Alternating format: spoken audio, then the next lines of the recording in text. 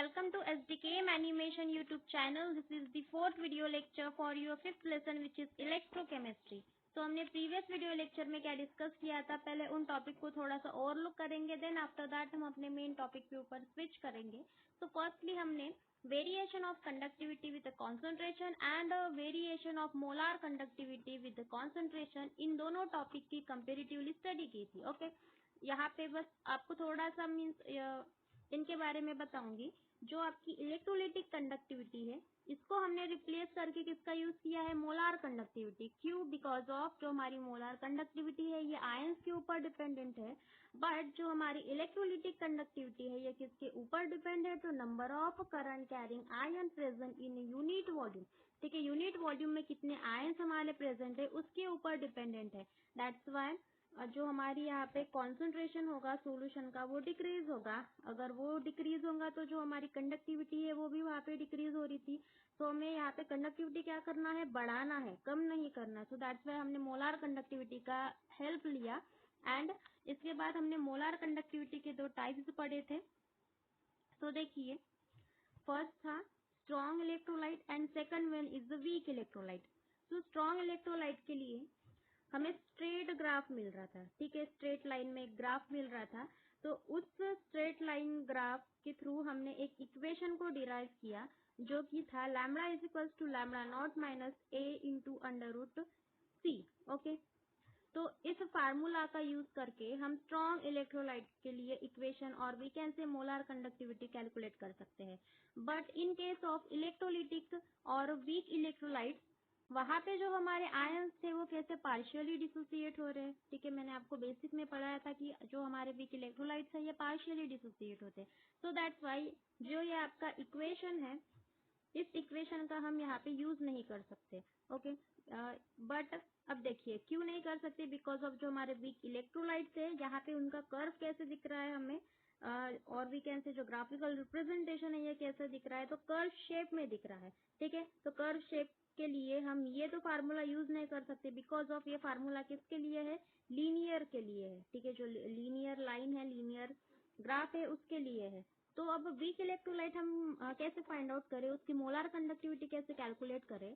तो एक famous scientist है जो कि है आपके कोराउशस करके, उन्होंने आपको एक लॉ बताया, थियोरी बताया. तो उस थियोरी का यूज करके हमने वीक इलेक्ट्रोलिटिक की जो मोलार कंडक्टिविटी है वो कैलकुलेट करना सीखा था. तो चलिए नेक्स्ट स्लाइड पे हम कोराउशस लॉ की जो थियोरी है उसको थोड़ा सा देखेंगे. अब देखिए यहाँ पे Kohlrausch law of the independent migration of ions. ठीक है, देखिए इस स्टेटमेंट के थ्रू हमने ये वाला इक्वेशन फाइंड आउट किया था जो कि हमें यहाँ पे बता रहा है molar conductivity for the weak electrolyte. हमेशा ये बात ध्यान में रखना, जो ये फार्मूला है ये किसके लिए है, वीक इलेक्ट्रोलिटिक लाइट के लिए है. एंड जो हमने प्रीवियस में अभी देखा जो कि स्ट्रेट लाइन कर्व, सॉरी जो स्ट्रेट लाइन ग्राफ है वो फार्मूला किसके लिए है, तो स्ट्रॉन्ग इलेक्ट्रोलाइट के लिए. ये बात हमेशा ध्यान में रखिएगा. ये जो एग्जाम्पल है मैंने आपको अच्छे से एक्सप्लेन करके दिए थे प्रीवियस वीडियो लेक्चर में. सो अब चलिए नेक्स्ट टॉपिक जो है यहाँ पे एप्लीकेशन ऑफ कोराउशस थियोरी. ठीक है, अब यहाँ पे बस आपके दो ही एप्लीकेशन है. तो मोस्ट एंड इम्पोर्टेंट एप्लीकेशन जो है आपका ये सेकंड एप्लीकेशन. ठीक है, इसको ध्यान में रखिएगा. देन अब चलिए हम अपने मेन टॉपिक के ऊपर स्विच करते हैं जो कि है न्यूमेरिकल्स. ठीक है, जो कोराउशस ने आपको थियोरी दी थी, जो फार्मूले दी थे for weak electrolyte and strong electrolyte, तो उनके बेसिस पे हमें न्यूमेरिकल सॉल्व करना है. और बार बार आपको ये एग्जाम में इनके बेस्ड क्वेश्चन और न्यूमेरिकल भी पूछे गए हैं. तो ये जो न्यूमेरिकल से अच्छे से ध्यान देके पढ़िएगा. तो अब चलिए हमारी जो मेन स्लाइड्स है वहां पे जाते हैं.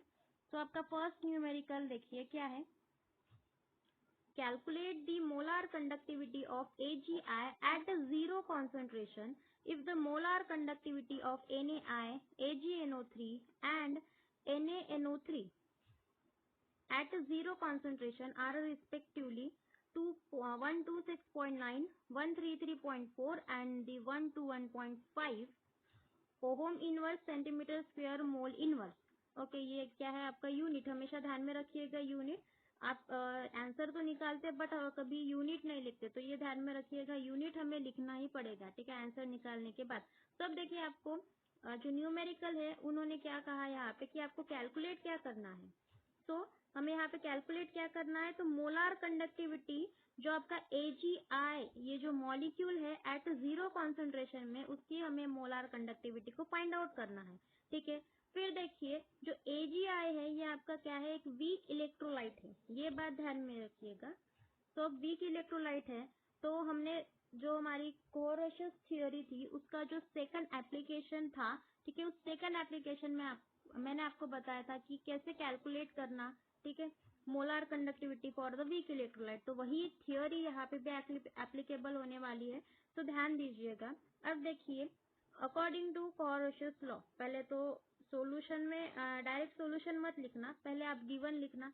गिवन में क्या क्या है वो सभी यहाँ पे लिख डालना। ठीक है, पहले क्या है आपको गिवन में, जो आपकी मोलार कॉन्सेंट्रेशन की वैल्यू है, जैसे कि NaI, ठीक है, NaI इसकी कितनी है, तो 126.9, ठीक है। देन आपका जो AgNO3 है उसकी भी लिख दीजिए, वो कितनी है, 133.4। एंड लास्ट में NaNO3 उसकी है 121.5। तो ये सभी वैल्यू वहाँ पे पहले गिवन में लिखिए, देन सॉल्यूशन पे आइए। तो सॉल्यूशन में पहले आपको लाइन क्या लिखनी है, अकॉर्डिंग टू कोरोशियस लॉ और थ्योरी। ठीक है, तो देखिए फर्स्ट पॉइंट क्या है हमारे पास यहाँ पे। अब देखिए यहाँ पे हमें मोलार कंडक्टिविटी दी गई है NaI की, ठीक है, मीन्स सोडियम आयोडाइड। तो हम फार्मूला का यूज करके वीक इलेक्ट्रोलाइट की जो मोलार कंडक्टिविटी है वो फाइंड आउट करते थे। देखिए प्रीवियस स्लाइड में जाइए, आपको पूरा डाउट क्लियर हो जाएगा। देखिए इस स्लाइड में ये जो आपका फार्मूला है यहाँ पे, ठीक है, इस फार्मूला का यूज करके मैं यहाँ आपको सिखाया था कि मोलार कंडक्टिविटी कैसे कैलकुलेट करनी है। जैसे कि NaCl है, ठीक है, NaCl की मुझे मोलार कंडक्टिविटी फाइंड आउट करनी है, तो मैं यहाँ पे पहले तो उसको ब्रेक कर रही थी। पहले जो आपका मॉलिक्यूल है उसको तोड़िए इस फॉर्म में, देन उसकी आप मोलार कंडक्टिविटी फाइंड आउट कीजिए। ठीक है, यही हमारी मेथड है। तो इन फर्स्ट मेथड हमने क्या कहा कि जो हमारा Na का मॉलिक्यूल है वो कितना है, यहाँ पे बस एक ही है, तो दैट्स वाई हमने उसके सामने 1 लिखा, मीन्स जो आपकी N की वैल्यू है यहाँ पे कितनी है, 1 है। ठीक है, देन जो Na है यहाँ पे हमने यहाँ पे Na क्यों लिखा, बिकॉज ऑफ जो आपका ये लैम्बडा है उसकी वैल्यू कितनी है, ये पॉजिटिव है, कटायन है, तो हमने Na प्लस लिखा एंड 1 इंटू Cl माइनस। ठीक है, यही प्रोसेस थी। तो इसका यूज करके हमने यहाँ पे उसकी मोलार कंडक्टिविटी NaCl की यहाँ पे ऐसे इस फार्मूला में पुट अप कर ली थी। ठीक है, तो वही चीज हमें वहां पे भी करनी है। तो चलिए हमारी जो मेन स्लाइड है वहां पे, देखिए यहाँ पे भी वही चीज यहाँ पे भी उन्होंने की है। ठीक है, Na का एक मॉलिक्यूल है, I का एक मॉलिक्यूल है, मीन जो आयोडीन है उसका एक मॉलिक्यूल है। तो हम वहाँ पे 1 इंटू लैम्बडा ऐसे तो लिखते बैठने वाले नहीं है, तो डायरेक्ट हमने वहाँ पे लिख दिया lambda Na plus and lambda I minus. Okay, यही लिखेंगे हम यहाँ पे। अब देखिए इन दोनों की जो एडिशन है, ठीक है, और वी कैन से जो मोलार कंडक्टिविटी है वो हमें कितनी गिवन है, 126.9 ओम inverse centimetre square mole inverse. Okay, इतनी गिवन है। सिमिलर चीज हमें यहाँ पे भी करनी है AgNO3 सिल्वर नाइट्रेट में।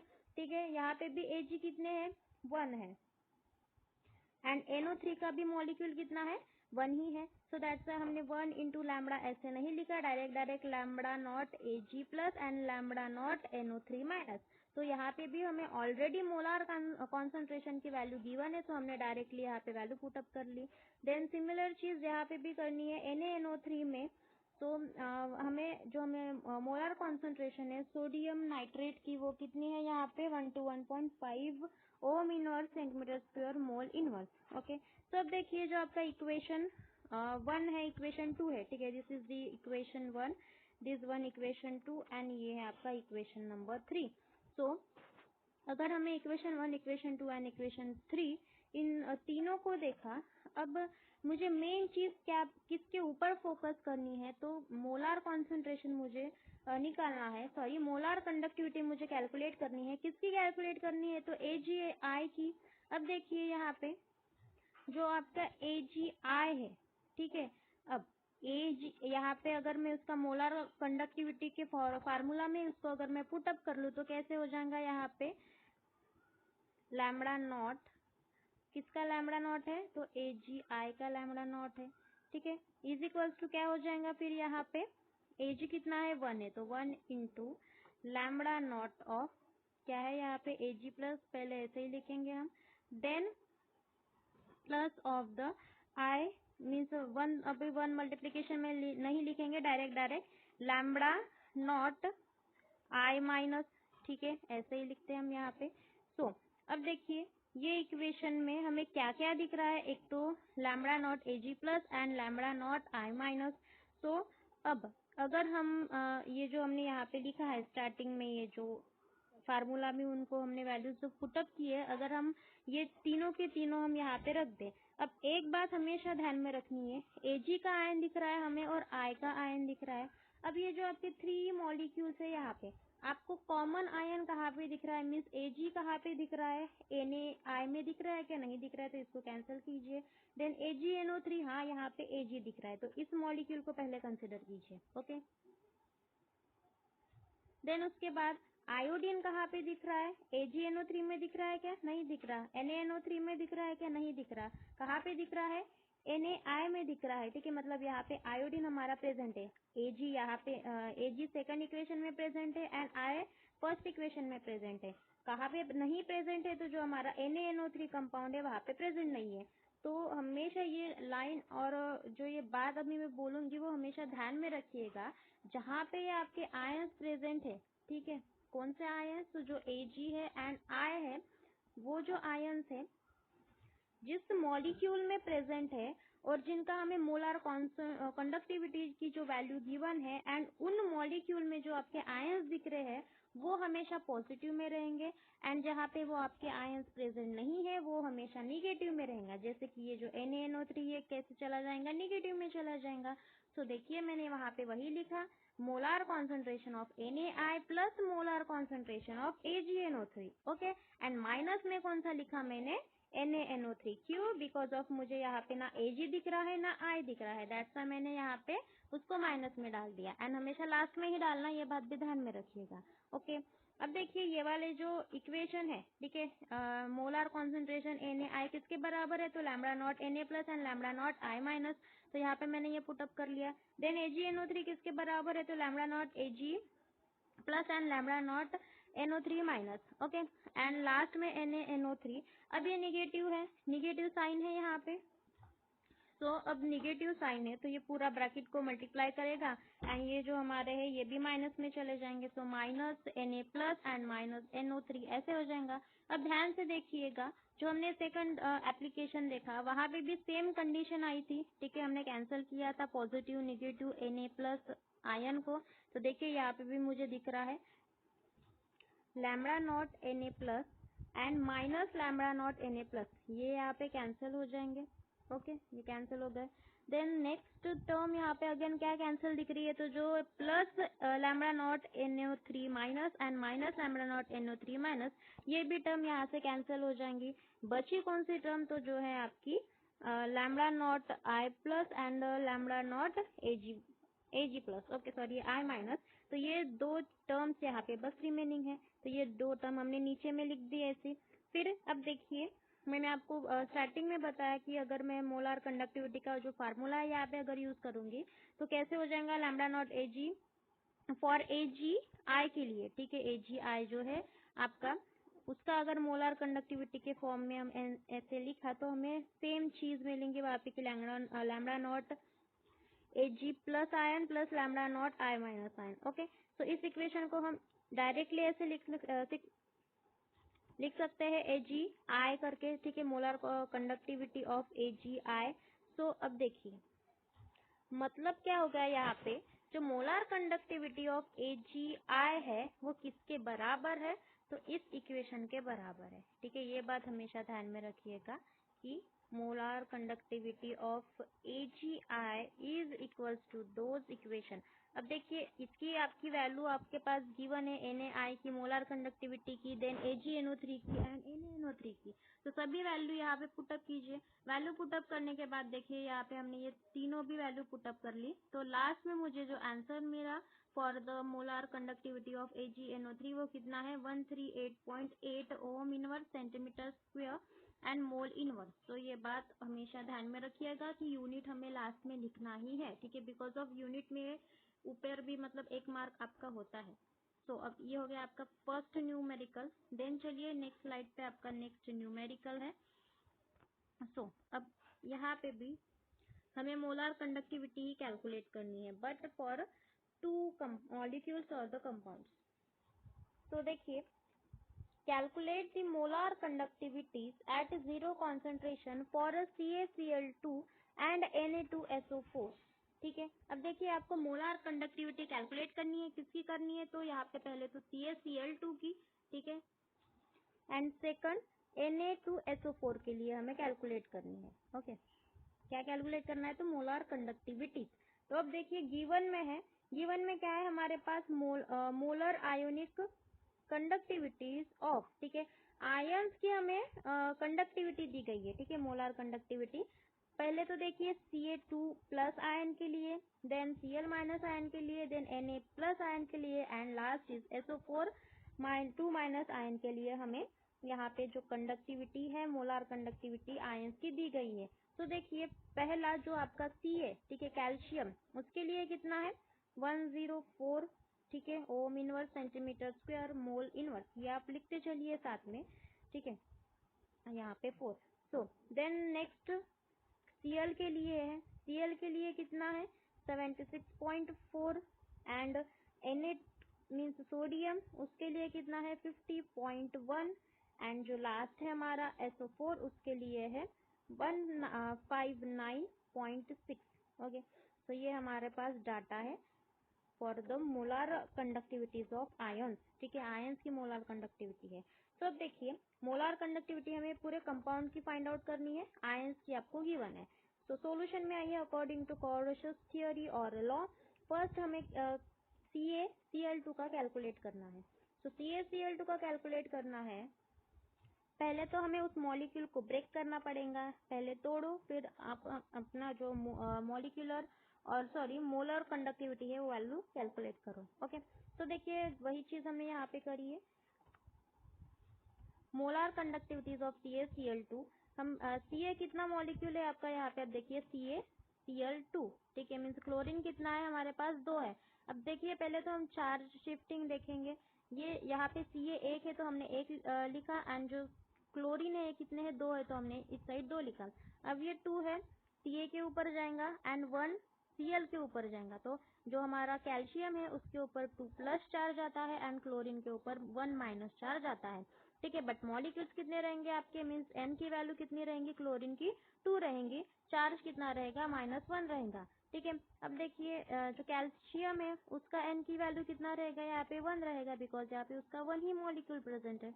ओके, सो अब देखिए यहाँ पे हमने क्या लिखा, लैम्बडा Ca2 प्लस, ठीक है, 1 की वैल्यू कुछ नहीं है, 1 इंटू हम ऐसे लिखेंगे तो भी कोई मतलब नहीं बनेगा। अब देखिए यहाँ पे प्लस क्या लिखेंगे, 2 क्यों है उसके सामने, because of number of chlorine के एटम कितने हैं हमारे पास 2 है, दैट्स वाई फ्रंट जो मीन्स सामने जो लैम्बडा के मल्टीप्लिकेशन में हमने 2 लिखा है, and lambda not Cl minus ion. Okay, ये Cl माइनस आयन आपका प्रेजेंट है। अब देखिए हमारे पास मोलार आयोनिक कंडक्टिविटीज की वैल्यू गिवन है फॉर Ca एंड Cl, तो पुटअप कीजिए एंड आंसर निकालिए। Ca के लिए कितना है, तो 104 एंड जो आपका क्लोरीन है उसके लिए कितना है 76.4। सो वैल्यू हमने पुटअप कर ली, तो देखिए यहाँ पे Ca के लिए 104, अब 2 इंटू, ठीक है, मल्टीप्लीकेशन में 2 है, क्यों, बिकॉज ऑफ हमें जो क्लोरीन के आयंस है एटम्स है कितने हैं, ये 2 है, ये बात हमेशा ध्यान में रखिएगा, 2 को कभी मत भूलिएगा, आप हमेशा भूल जाते हो 2 से मल्टीप्लाई करने के, यहाँ पे क्या हो जाएगा 2 इंटू 6.4, ठीक है। अगर हमने इसको कैलकुलेट किया तो ओवरऑल जो हमें वैल्यू मिलेगी वो कितनी है 256.8 ओम inverse centimetre square mole inverse. तो ये हो गया आपका for the first molar conductivities of CaCl2 molecules और द कंपाउंड। ओके, देन देखिए नेक्स्ट कंपाउंड के लिए Na2SO4 की मोलार कंडक्टिविटी फाइंड आउट करनी है, सेम चीज करेंगे, देखिए 1 सेकेंड। सो सी हियर, अब देखिए Na2SO4 कंपाउंड कैसा है हमारा यहाँ पे Na2SO4। सो अब Na के कितने मॉलिक्यूल्स है हमारे पास? 2 मॉलिक्यूल है, तो सामने लिखूंगी मैं। SO4 मतलब कितने हैं ये? एक ही है, तो इसके सामने मैंने 1 लिख दिया। बट अब देखिए चार्ज शिफ्टिंग होती है यहाँ पे, तो चार्ज शिफ्टिंग करेंगे तो ये 2 वाला चार्ज SO4 के ऊपर जाता है एंड 1 वाला Na के ऊपर जाएगा, तो Na प्लस ऐसे लिखेंगे एंड SO4 के ऊपर 2 माइनस चार्ज। ओके, अब देखिए सोडियम के कितने एटम्स हैं आपके? 2 एटम्स है, तो 2 इंटू जो आपका lambda naught Na plus ion ऐसे, ठीक है, देखिए ऐसे ही लिखा है हमने यहाँ पे। एंड SO4 के कितने मॉलिक्यूल्स है? 1 है, तो यहाँ पे 1 into lambda naught SO4 2 minus ion ऐसे ही लिखेंगे, तो यही चीज हमने यहाँ पे कर दी। तो अब देखिए Na की वैल्यू है हमारे पास कितनी है? ये 50.1। ओके, तो 50.1 हमने वैल्यू पुटअप कर लिया एंड 2 से उसको मल्टीप्लाई कर दिया, ठीक है, तो कितना हो जाएगा? ओवरऑल 100.2 ऐसे हो जाएगा। देन प्लस क्या करना है आपको? लैम्बडा नॉट SO4 2 माइनस की वैल्यू कितनी है? वो 159.6, ठीक है, मतलब ये वैल्यू हमने यहाँ पे पुटअप कर ली, तो दोनों की अगर हमने एडिशन कर ली तो ओवरऑल आंसर हमें इतना मिलेगा 259.8 ओम inverse centimetre square mole inverse. Okay, तो हमने यहाँ पे molar conductivity for CaCl2 and Na2SO4 इन दोनों कंपाउंड के लिए फाइंड आउट कर ली, और ये आपका प्रॉब्लम नंबर 5.3 यहाँ पे कंप्लीट हो गया। देन चलिए नेक्स्ट स्लाइड पे। अब देखिए हमें यहाँ पे molar conductivity and degree of dissociation of weak electrolyte ये टॉपिक पढ़ना है, ठीक है। देखिए molar conductivity and degree of dissociation में क्या रिलेशन है, यहाँ से हम फाइंड आउट करेंगे। तो फर्स्ट लाइन आप ऑब्जर्व कीजिए यहाँ पे, the degree of dissociation of the weak electrolyte is related to its molar conductivity at a given concentration C by the equation, ठीक है। अब देखिए यहाँ पे, तो अब देखिए यहाँ पे जो डिग्री ऑफ डिसोसिएशन है एंड जो हमारी मोलार कंडक्टिविटी है, उन दोनों में क्या रिलेशन है, ठीक है, कैसा रिलेशन है हम यहाँ पे पढ़ने वाले हैं। तो देखिए डिग्री ऑफ डिसोसिएशन जो होता है वीक इलेक्ट्रोलाइट्स के रिगार्डिंग और रिलेटेड, तो उसकी जो मोलार कंडक्टिविटी है at the given concentration means lambda C जो है आपका, ठीक है, लैम्बडा सी डिवाइडेड बाय क्या हो जाएगा यहाँ पे? Lambda naught. ओके, अब देखिए यहाँ पे जो आपका लैम्बडा सी है ये क्या है? आपका molar conductivity eight the given concentration, ठीक है, मतलब गिवन कॉन्सेंट्रेशन में आपकी जो मोलार कंडक्टिविटी उसे हम क्या कहेंगे? Lambda C. एंड डिवीजन में क्या है आपका? तो molar conductivity eight zero concentration. अब देखिए जीरो कॉन्सेंट्रेशन मतलब क्या? आपका सोल्यूशन मतलब हम ऐसा सोल्यूशन जहाँ पे हम पानी को ऐड करते जा रहे हैं, उसको डाइल्यूट करते जा रहे हैं, ठीक है, एंड ऐसा एक पॉइंट आता है, उसके बाद जो आपका सोल्यूशन है वो डाइल्यूट होना स्टॉप कर देगा, उसकी जो लिमिट है ये स्टॉप हो जाएंगी, तो उस पॉइंट को हम क्या कहेंगे? जीरो कॉन्सेंट्रेशन कहेंगे, ठीक है, ये बात ध्यान में रखिएगा। तो लैम्बडा नॉट क्या है आपका? यहाँ पे zero concentration and lambda C is the molar conductivity of weak electrolyte concentration. Okay, तो ये फार्मूला ध्यान में रखिएगा, इस फार्मूला का बहुत ज्यादा यूज होने वाला है इन न्यूमेरिकल, ठीक है, इसके रिगार्डिंग इसके बेस्ट हम एक न्यूमेरिकल देखने वाले हैं। फिर देखिए उसके बाद और एक फार्मूला है जो कि है आपका डिसोसिएशन कांस्टेंट, ठीक है, हमने यहाँ पे डिसोसिएशन के लिए मीन्स जो आपका अल्फा है, ठीक है, और एक बात ध्यान में दीजिएगा कि जो हमारा डिसोसिएशन डिग्री ऑफ डिसोसिएशन है उसको हम अल्फा से रिप्रेजेंट करते हैं, ये बात भी माइंड में फिट करके रख दीजिए। ओके, देन अब देखिए उसके बाद हमें डिग्री ऑफ डिसोसिएशन कांस्टेंट इस टॉपिक को इसका जो फार्मूला है हमें आगे में देखना है। तो देखिए डिग्री ऑफ डिसोसिएशन है उसको हमने किससे रिप्रेजेंट किया है यहाँ पे? तो Ka, ओके, ध्यान में रखिएगा, Ka means degree of dissociation constant और we can say dissociation constant only. Okay, and alpha क्या है आपका इस इक्वेशन में? अल्फा मीन्स अभी अभी हमने पढ़ा, अल्फा मतलब क्या है हमारा? डिग्री ऑफ डिसोसिएशन है। ओके, तो अब देखिए जो डिसोसिएशन कांस्टेंट है उसके लिए हमने एक फार्मूला डिराइव किया है जो कि है आपका Ka is equals to the alpha square into C divided by 1 minus alpha, ठीक है, मतलब आप इस फार्मूले का यूज करके आप डिसोसिएशन कांस्टेंट की वैल्यू फाइंड आउट कर सकते हैं, ठीक है। पहला फार्मूला आपको कौन सा याद में रखना है? तो डिग्री ऑफ डिसोसिएशन क्या है? Alpha C divided by alpha not sorry, lambda. This is the lambda. So lambda c is equals to the lambda naught, and Ka means degree of dissociation constant की value अगर हमें find out करनी है तो alpha square C divided by 1 minus alpha. ठीक है, अब देखिए आपको जो अल्फा है मीन्स आपका डिग्री ऑफ डिसोसिएशन, वही अगर मालूम नहीं होगा तो आप यहाँ से डिसोसिएशन कांस्टेंट की भी वैल्यू फाइंड आउट नहीं कर सकते। ओके, तो मोस्ट इम्पोर्टेंट है ये फार्मूला, ध्यान में रखिएगा, माइंड में फिट करके रख दीजिए। ओके, अब चलिए इसके बेसिस पे हम दूसरा एक न्यूमेरिकल देखते हैं। तो देखिए फर्स्ट न्यूमेरिकल है the molar conductivity of 0.1 m acetic acid at 25 degree Celsius is the 16.5 ohm inverse centimeter square mole inverse। Okay, calculate क्या करना है हमें, देखिए पहले तो ध्यान दीजिएगा मोलार कंडक्टिविटी दी गई है हमें एसिटिक एसिड की। ठीक है, साइड में लिख दीजिए मोलार कंडक्टिविटी। 1 सेकेंड, देखिए एसिटिक एसिड की मोलार कंडक्टिविटी कितनी है, वो 16.5 ओम inverse centimetre square mole inverse. Okay, फिर देखिए कैलकुलेट क्या करना है हमें, तो calculate its degree of dissociation. ठीक है, एसिटिक एसिड का डिग्री ऑफ डिसोसिएशन आपको यहाँ पे कैलकुलेट करना है, मतलब ही हमें अल्फा की वैल्यू यहाँ पे फाइंड आउट करनी है। देन उसके बाद देखिए calculate degree of dissociation in 0.01 molar solution. ठीक है, मीन्स इस सोल्यूशन में ही आपको डिग्री ऑफ डिसोसिएशन कैलकुलेट करना है।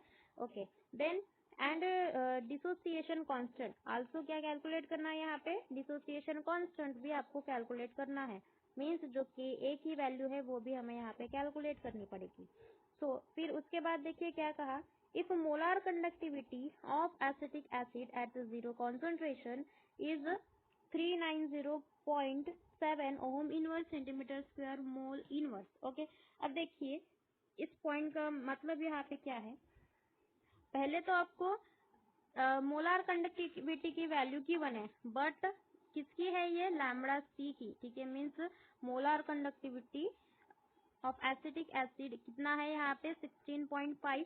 देन नेक्स्ट लास्ट में क्या गिवन है कि जो मोलार कंडक्टिविटी अगेन एक बार दी गई है but in term of zero concentration. ठीक है, जीरो कॉन्सेंट्रेशन मतलब जो लैम्बडा नॉट होता है वो हमारा जीरो कॉन्सेंट्रेशन होता है।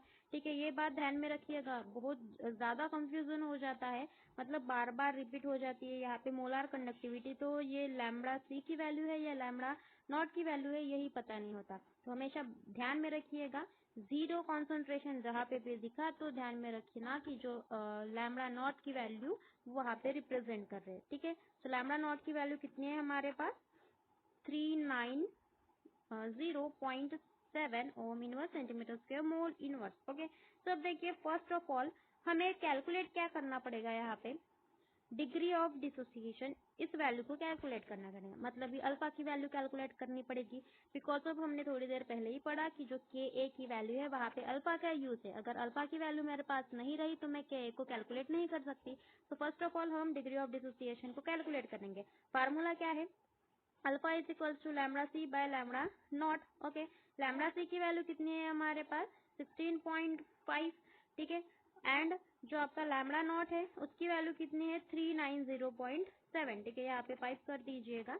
देन दोनों की कैलकुलेशन करने के बाद हमें आंसर कितना मिल रहा है यहाँ पे 0.0422।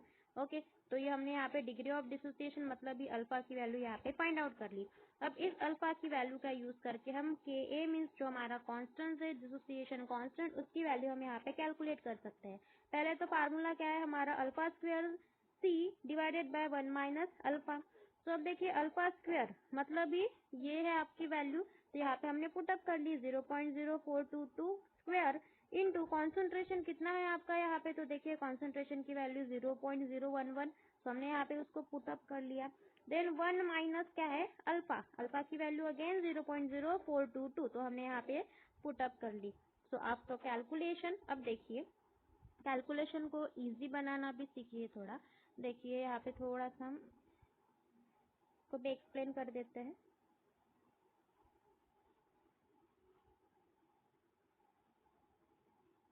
सो देखिए अब यहाँ पे कैसा है 0.0422, ठीक है, ऐसा है। इसको थोड़ा सा सिंपल में अगर हम लिखे तो कैसे लिखेंगे, पॉइंट शिफ्टिंग अगर हम करें तो देखिए ये पॉइंट है आपका यहाँ पे, तो 1 2 3, ठीक है, मतलब 3 पॉइंट मैं लेफ्ट टू राइट चली तो कहाँ पे पॉइंट शिफ्ट हो गया मेरा 42.2 ऐसे हो गया। एंड कितने डिजिट शिफ्ट किए हमने, तो ध्यान दीजिएगा कितने हैं हमारे डिजिट, 3 डिजिट है, तो 10⁻³ ऐसे हो जाएगा, सिंपल हो जाएगा यहाँ पे। फिर हम 42 का स्क्वायर इजीली कैलकुलेट कर सकते हैं यहाँ पे। ओके, फिर उसके बाद आप पूरा फिर इक्वेशन इजीली सॉल्व कर सकते हो, बस थोड़ा सा कॉम्प्लिकेटेड यहाँ पे था। ओके, तो यहाँ पे ओवरऑल अगर हमने कैलकुलेट किया तो वैल्यू मुझे यहाँ पे मिल रही है 1.85 इंटू 10⁻⁻15। ये हो गया आपका डिसोसिएशन कांस्टेंट की वैल्यू। एंड आल्सो हमने यहाँ पे क्या कैलकुलेट किया था, first of all degree of dissociation. Okay, so ये प्रॉब्लम हो गया 5.4। देन इसके बाद देखिए नेक्स्ट स्लाइड पे चलिए, हमारा नेक्स्ट टॉपिक है मेजरमेंट ऑफ कंडक्टिविटी।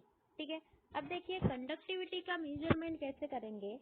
तो अब देखिए यहाँ पे जो कंडक्टिविटी है किसी भी सॉल्यूशन की हमें मेजर करनी है तो हम कैसे करेंगे, ठीक है, तो वो टॉपिक हम यहाँ पे डिस्कस करने वाले हैं। अब देखिए यहाँ पे मेन बात ये ध्यान में रखिएगा, अगर आपको किसी भी सॉल्यूशन का, ठीक है, ये आपका कंटेनर है एंड यहाँ पे रैंडम कोई भी हमने सॉल्यूशन कंसिडर कर दिया है, जैसे कि KCl है, NaCl है। ओके, तो उसकी मुझे कंडक्टिविटी यहाँ पे फाइंड आउट करनी है। तो कंडक्टिविटी हम कैसे फाइंड आउट करेंगे, तो with the use of conductivity cell और एक इंस्ट्रूमेंट है, ठीक है, उसका यूज करके हम यहाँ पे आपकी कंडक्टिविटी कैलकुलेट करेंगे, जो कि है आपका विट्सन ब्रिज। ठीक है, क्या है उसका नेम, विट्सन ब्रिज। इसका यूज करके हम यहाँ पे कंडक्टिविटी को कैलकुलेट करेंगे। बट अब देखिए कंडक्टिविटी हम कैसे डिटरमाइन करेंगे यहाँ पे, तो अगर आपका जो रेजिस्टेंस है, ठीक है, वहां पे मीन्स आपके जो ब्रिज है, ठीक है, उसका यूज करके जो आपकी रेजिस्टेंस है वहां पे अगर वो रिप्रेजेंट कर रहा है, तो रेजिस्टेंस आपको यहाँ पे क्या प्रोवाइड करेंगे, आपकी कंडक्टिविटी, मतलब जो आपकी कंडक्टिविटी कितनी है वो रिप्रेजेंट कर रहा है कौन, रेजिस्टेंस। ठीक है, ये बात ध्यान में रखिएगा। तो देखिए इस लाइन को थोड़ा सा हम पढ़ लेते हैं यहाँ पे कि the conductivity of a solution can be determined from the resistance measurement by the Whitson bridge. ठीक है, क्या कहा मैंने यहाँ पे कि जो कंडक्टिविटी ऑफ सॉल्यूशन है हम इसको डिटरमाइन कर सकते हैं किसके यूज से, तो रेजिस्टेंस के यूज से, with the use of Whitson bridge. ठीक है, जो विट्सन ब्रिज है उसका यूज करके हम यहाँ पे कंडक्टिविटी कैलकुलेट करने वाले हैं। बट बिफोर इट हम कंडक्टिविटी सेल क्या होते हैं उसके बारे में भी थोड़ा सा पढ़ लेते हैं। तो देखिए कंडक्टिविटी सेल हमने यहाँ पे कुछ पैराग्राफ लिखे हैं। देखिए the conductivity cell consist of a glass tube with a two platinum plate coated with a thin layer of finely divided platinum black. This achieved by the electrolysis of the solution of the chloroplatinic acid. The cell is dipped in the solution whose resistance is to be measured as shown in figure. अब देखिए इस line का मतलब क्या है, जो आपकी conductivity cell होती है वो क्या कंसिस्ट कर रही है। तो इस डायग्राम को ऑब्जर्व कीजिए पहले तो आप। ठीक है, इस डायग्राम में हमने एक बीकर को कंसिडर किया है एंड उस बीकर में आपका एक सॉल्यूशन है। ठीक है, कंसिडर कीजिए यहाँ पे हमारा KCl सॉल्यूशन है, तो इस सॉल्यूशन की मुझे यहाँ पे कंडक्टिविटी फाइंड आउट करनी है। तो अब देखिए ये जो आपका ग्लास ट्यूब है, ठीक है, ये जो स्ट्रक्चर है ये हमारा यहाँ पे ग्लास ट्यूब है और इस ग्लास ट्यूब के अंदर हमने इलेक्ट्रोड, जो प्लैटिनम इलेक्ट्रोड है उनको हमने रखा है। ठीक है, ये जो वायर्स है एंड ये आपके जो ट्रायंगल शेप में आपको दिख रहे हैं ये आपके क्या है, प्लैटिनम इलेक्ट्रोड और प्लैटिनम प्लेट। ठीक है, अब देखिए जो आपके प्लैटिनम प्लेट जो है वो यहाँ पे किससे कोटेड है, तो जो आपकी thin layer finally divide platinum black है उनसे वो कोटेड है। कौन, जो आपके ट्रायंगल शेप में, सॉरी रेक्टेंगुलर शेप में जो आपको प्लेट दिख रही है स्क्वायर शेप में, वो क्या है आपके प्लैटिनम प्लेट्स एंड उनको हमने किससे कवर किया है, तो प्लैटिनम ब्लैक से कवर किया है। ठीक है, ये पॉइंट ध्यान में रखिएगा। फिर उसके बाद जो आपके प्लैटिनम प्लेट्स जो है, ठीक है, वो आपको यहाँ पे आपका मीन्स रेजिस्टेंस कितना है वो इंडिकेट करता है, देता है। देन हम इसके बाद कंडक्टिविटी को कैलकुलेट कर सकते हैं। ठीक है, तो देखिए फर्स्ट ऑफ ऑल हम अपने सेल के बारे में थोड़ा सा यहाँ पे ओवरलुक करेंगे।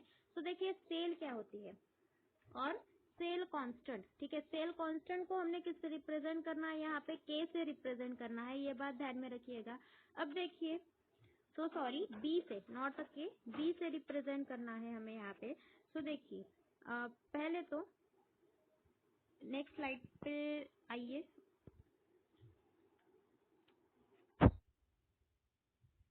देखिए, तो हमारे प्रीवियस जो स्लाइड है, हमने वहाँ पे डायरेक्ट एक इक्वेशन लिखा है कि k is equals to 1/r into L/A। ठीक है, बट ये इक्वेशन आया कहाँ से, तो उसको मैं थोड़ा सा आपको पहले तो एक्सप्लेन करूंगी, देन इस टॉपिक को हम कवर करेंगे।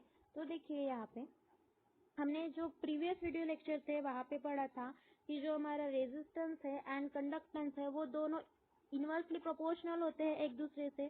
ठीक है, एंड जो हमारा जी है, ठीक है, जी मीन्स क्या है आपका कंडक्टेंस। सो कंडक्टेंस का हमने एक फार्मूला डिराइव किया था, क्या था वो formula, G is equals to K into L A by L. ठीक है, यही था। ठीक है, के मीन्स क्या है आपका proportionality constant, A is the area of cross section and L is the length. ठीक है, यही था हमारा फार्मूला फॉर द कंडक्टेंस। अब देखिए, के को मैं अगर ऐसे भी लिखूं तो भी चलता है, K is equals to the L into G divided by A. अब देखिए, यहाँ पे जो आपका जी है, ठीक है, जी मीन्स क्या है यहाँ पे, अभी अभी बताया कि कंडक्टेंस है। तो हमने आपको मतलब अभी बताया कि जो आपकी कंडक्टेंस होती है ये रेजिस्टेंस इनवर्सली प्रोपोर्शनल होते हैं, ये दोनों एक दूसरे को इनवर्सली प्रोपोर्शनल होता है।